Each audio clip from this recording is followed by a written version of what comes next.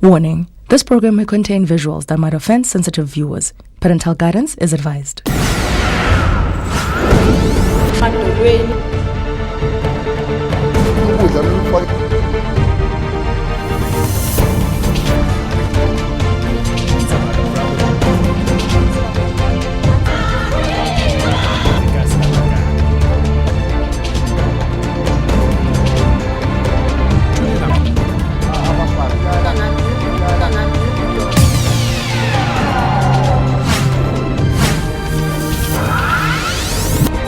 This week on Cutting Edge, we go into the Northern Cape and into Orania. The year 2011 marks the 20th anniversary of this much talked about community. We explore the ideas of the Volksstaat, Afrikanerdom, and identity.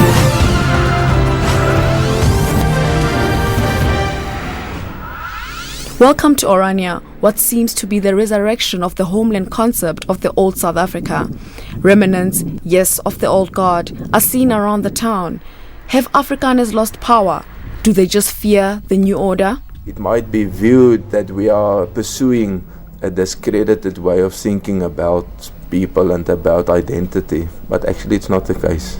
If we can go there, they will beat us or do something or chase us away. Kill you also. Or kill you or do something. Yeah, can do you something. see, because of they give us that indication that they don't want other people there. It shouldn't be a place like that, because there's now a small little place there and there's a little small place here now.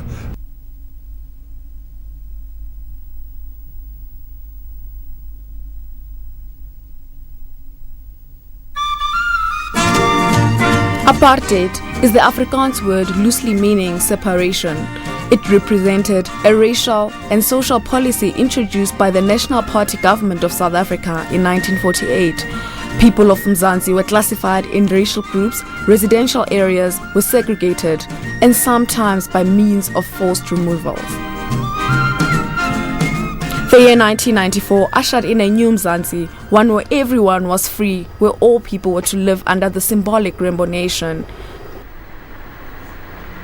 Orania seems to be a stark reminder of that past. To many, Orania is an icon of that past, a people holding on to South Africa's bitter history, a nostalgic group who reject the very values of the Rainbow Nation. Orania lies in the heart of South Africa in the Northern Cape province on the banks of the Orange River. Over the years, Orania has attracted a lot of attention because it's an all-white community. This area was bought by the late Professor Karel Boshoff in 1990 and gradually developed over the years. This, they say, is a place where Afrikaners can gather to resurrect their dying ethnic values. It has a population of nearly 1,000. Entering Orania, you will find the civic offices, the Orania Beweging, where most of the settlement activities are administered. Here we meet Jaco Kleynhans. He gives us a brief background of Orania and its residents.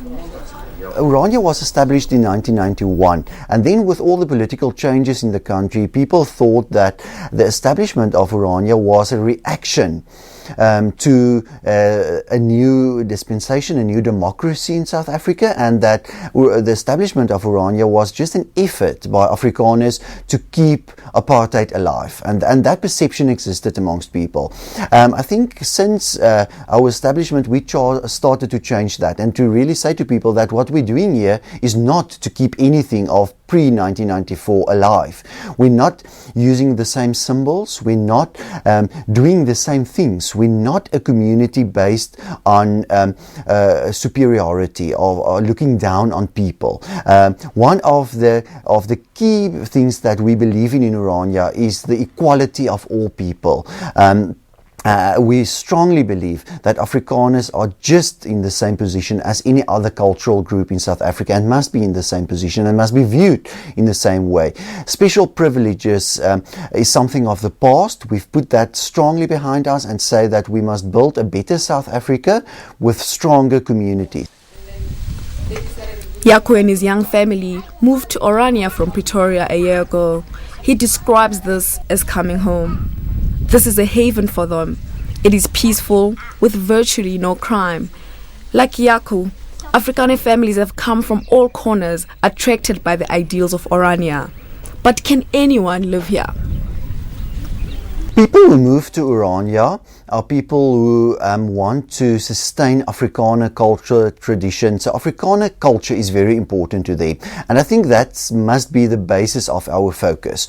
So therefore we say to people, if you want to move to Orania, you must accept the fact that Afrikaner culture is what we live in Orania. We speak Afrikaans, we have Afrikaner traditions, that's important, Afrikaner heritage through our museums and so forth. If you accept that, if you accept being that Afrikaner culture is what you must live out in Orania, then you can live in Orania.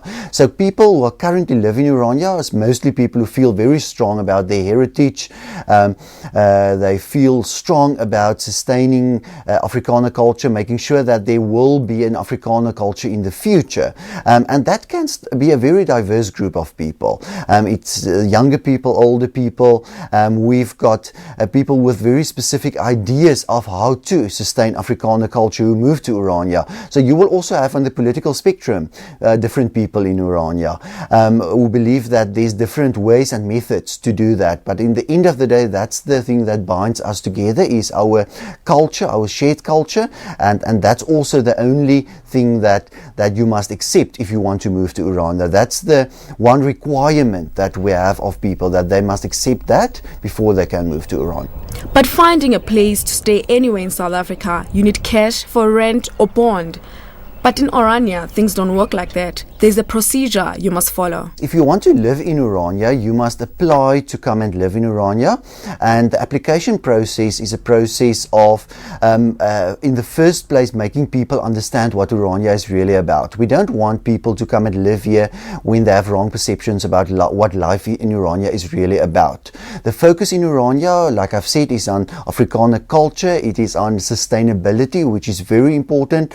If you're someone who wants to establish a business that's only going to pollute our town, then you're not going to feel very comfortable here, because we're not going to allow that. So we have a very certain way of doing things in Orania, and we want, in the first place, we want people to understand that before they move here.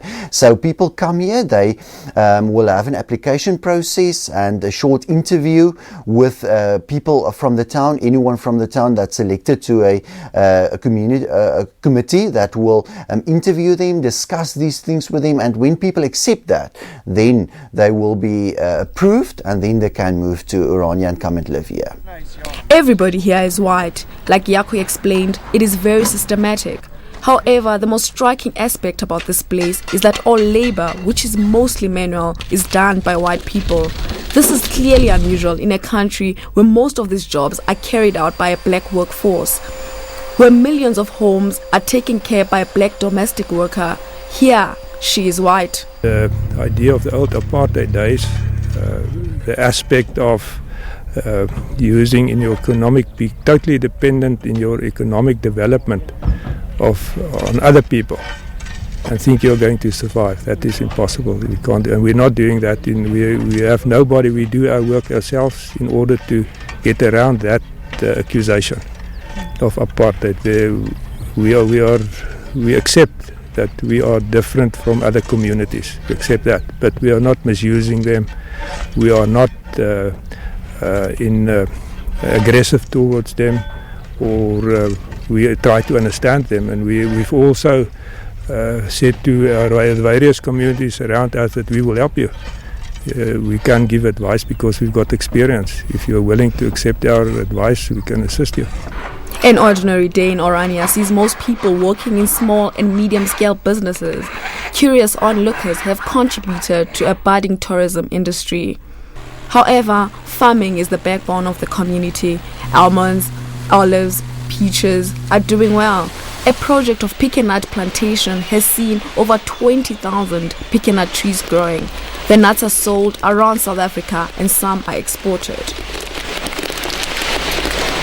For a people who want to live in such isolation, is there an interest at all in the rest of Mzansi? The community radio station is the main source of information. Programs cover topics such as the economy, agriculture and literature, and are presented by the residents. While the focus of the radio station is central to Orania, a news bulletin would include a national headline. Môre reageer op die openbare beskermer Advocaat Suli And entertainment on the station is anything from boere musiek to children's story reading. Lekker gespeel, maar nou moet julle weer hard leer, want dit is terug in die skool. Nou kom ek lees vir julle verder. And what of the children? What are they taught? Emphasis inside and outside the school ground is placed on Afrikaans history and Christian religion. We went to see a school that is unique to Orania. The curriculum is developed by a handful of Afrikaner teachers in the community. It is computerized and is described as a self-driven teaching system. We have a system of objectives, which is a part of every subject for every week. It's divided for the whole year into weeks, the work they have to do for each subject, and then they just follow it step by step. And there is a teacher, of course, in the classroom who can help where they have difficulties with certain things. There are a few benefits. The one is, of course, that the fast learner does not have to wait for the slower one. And the slower one does not have to skip certain areas of work because he has to keep up with the faster workers. By grade 12, and sometimes earlier, we expect children to be totally self-driven and with good self-discipline for their work. And what we see a lot when children go to university or tertiary studies, that they do not fall out, they continue. And on Sundays, Oranians make their way to churches. They say that Christianity and its values are the cornerstone of this community. The sound of Afrikaans hymns echoes around the town.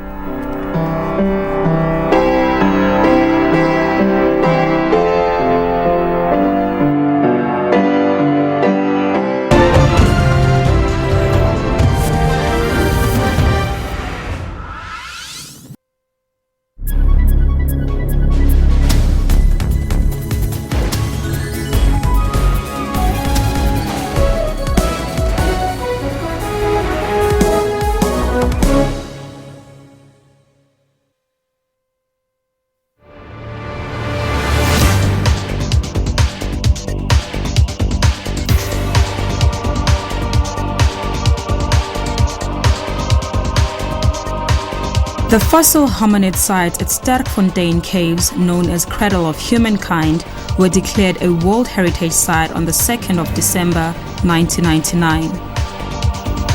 The Cradle of Humankind covers an area of over 47,000 hectares of privately owned land northwest of Johannesburg. Most of the sites is on dolomite, a rock type which is slightly soluble in water. There are currently over 200 caves on the site and 13 fossil sites. We know that Australopithecus africanus were present in the cradle from about 2 to 4 million years ago. It is generally known that hominids are close relatives of human ancestors.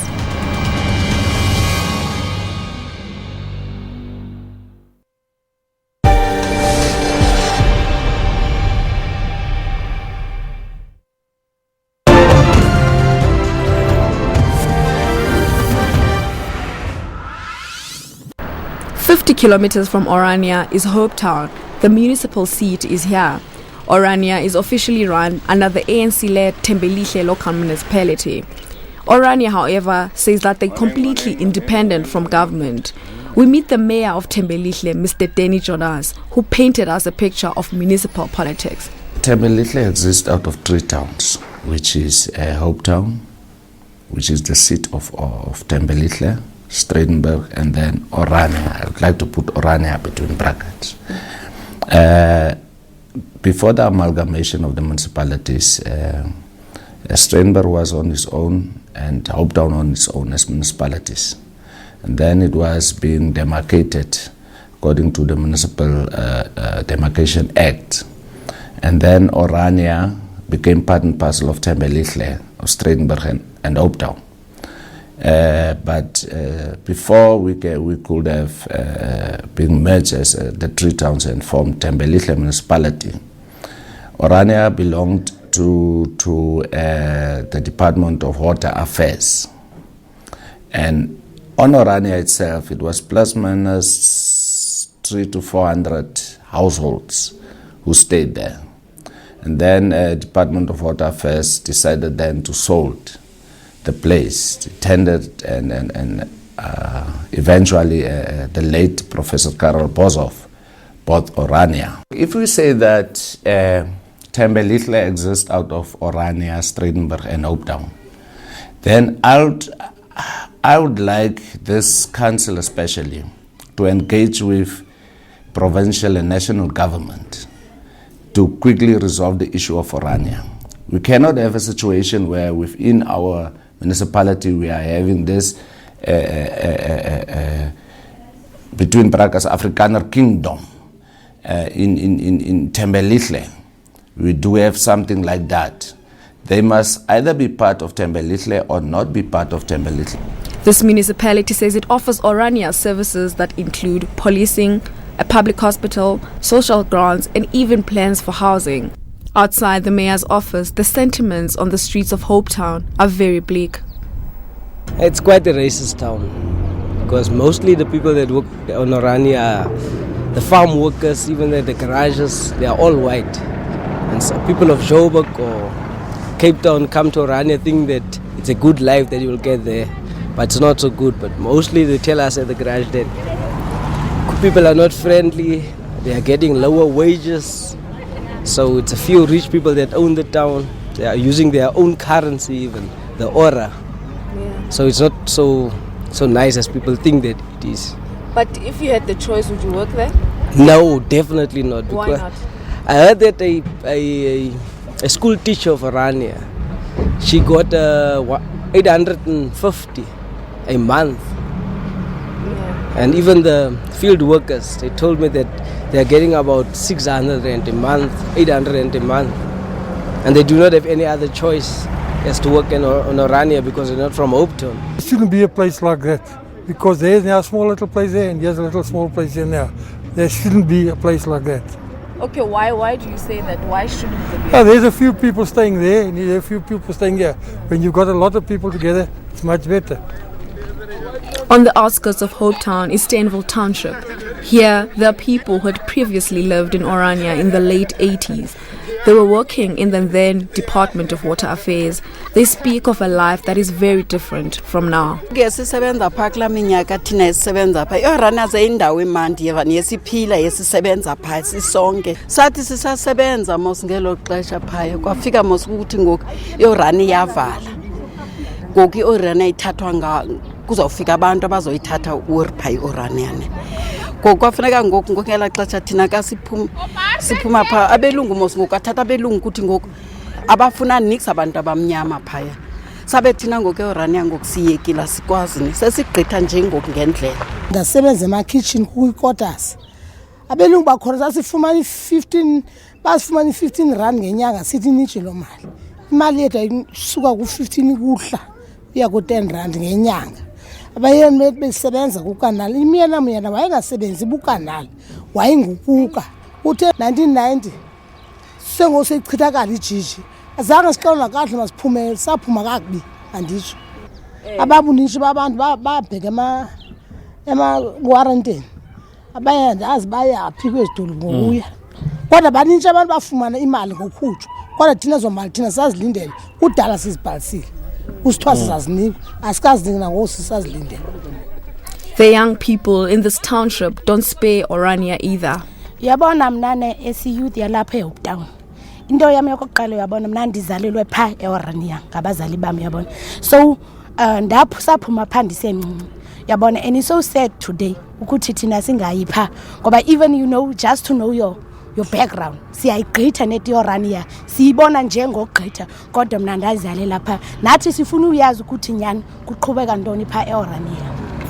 Abantu bamhlophe manje abasifuni thina bamnyama pha yabo ngo sayeka Maria Orania into pha eOrania akhona abantu bamnyama basebenza pha kula mabhulu ngaba basebenzelana ngakhona so ukhona umohlukene bona they are very racist for that matter. Because of we cannot even go in there. If you go there in Orania, you are in trouble, you are in problem. And I mean, Orania is not a province, a land on its own. It's part of South Africa. And it's even part of our municipality, Thembelihle municipality. But they isolate themselves. You would thought that they are people on their own island. If you can go there, they will beat us or do something or chase us away. Kill you also. Or kill you or do something. You see, because of they give us that indication that they don't want other people there. They only want them there. Even to buy there, that shops there, we are not even buying there. Yeah, even to pour in petrol, we are not pouring petrol. And even his money there in Orania is not the same like our money in South Africa. It's a different type of money, you see.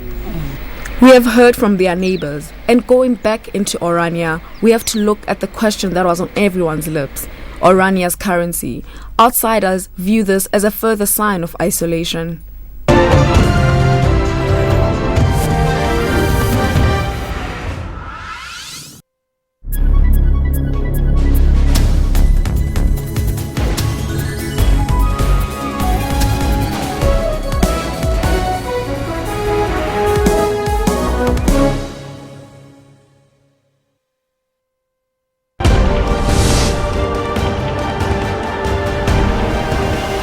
We take an in-depth look of all your stories of the day across the world.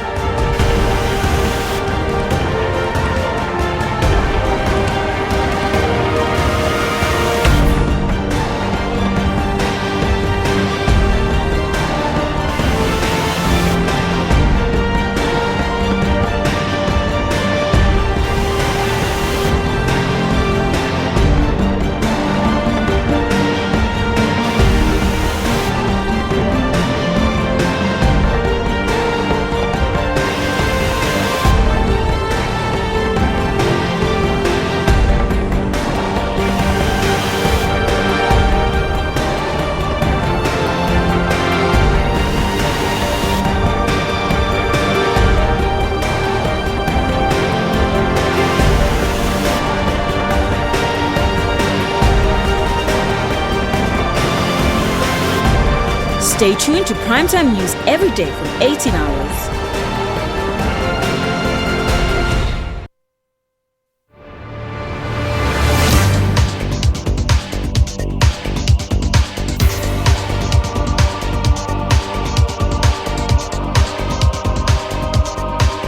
The fossil hominid site at Sterkfontein Caves, known as Cradle of Humankind, were declared a World Heritage Site on the 2nd of December 1999. The Cradle of Humankind covers an area of over 47,000 hectares of privately owned land northwest of Johannesburg. Most of the site is on dolomite, a rock type which is slightly soluble in water. There are currently over 200 caves on the site and 13 fossil sites. We know that Australopithecus africanus were present in the cradle from about 2 to 4 million years ago. It is generally known that hominids are close relatives of human ancestors.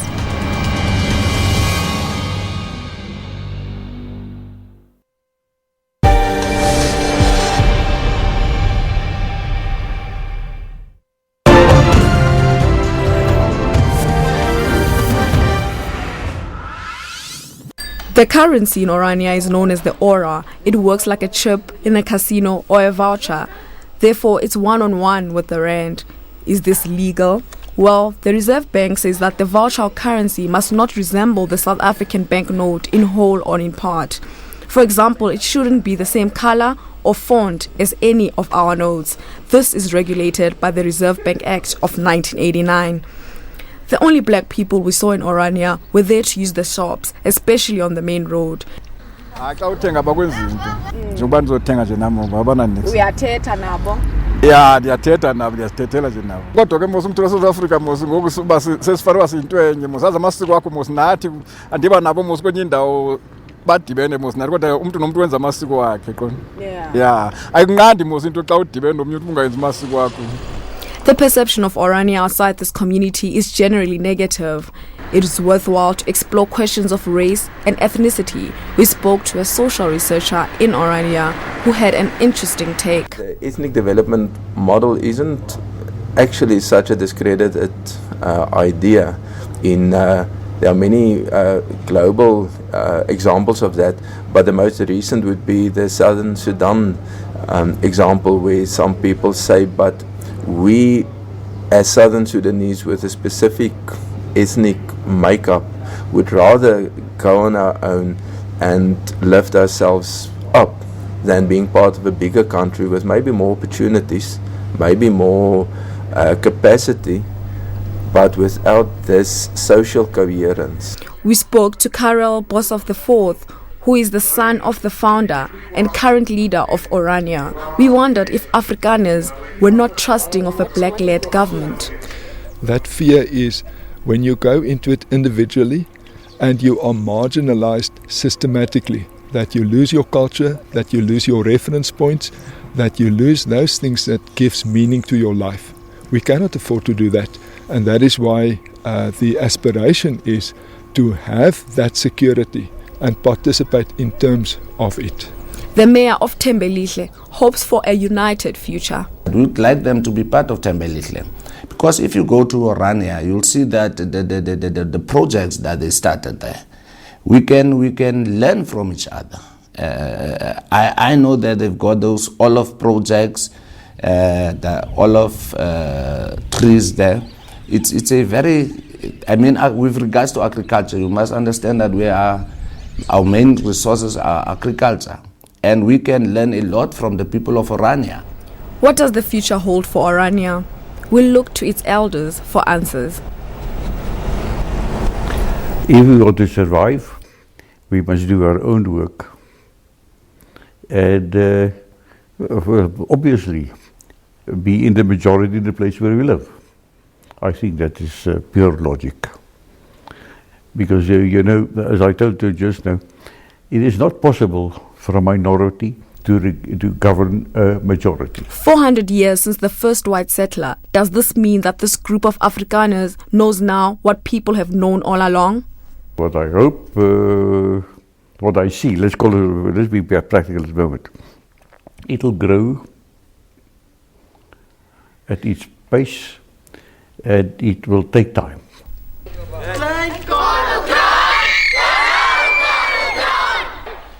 Whatever the future holds, the answers lie in these faces. History will either judge them harshly or in their favor.